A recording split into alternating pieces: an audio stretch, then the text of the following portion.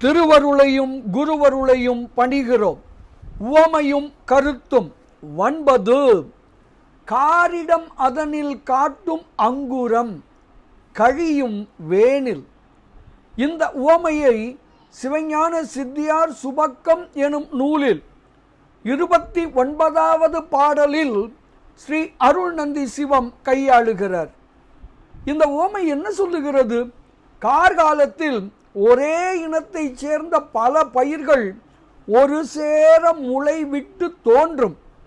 அவைகள் யாவும் வேனில் காலத்தில் ஒரு சேர அழியும். இதுவே இந்த உவமை. சரி, இந்த உவமை விளக்கும் கருத்துதான் என்ன?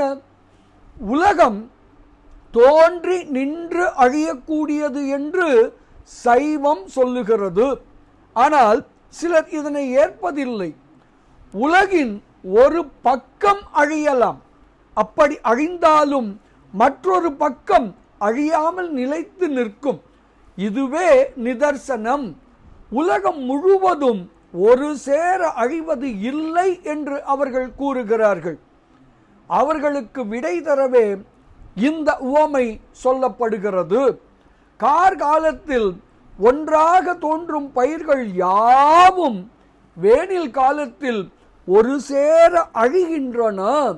அதுபோலவே அத்தகைய சடத்தன்மை கொண்ட உலகமும் ஒரு சேர தோன்றி இருந்து ஒரு சேர அழியும் என சைவம் விளக்குகிறது.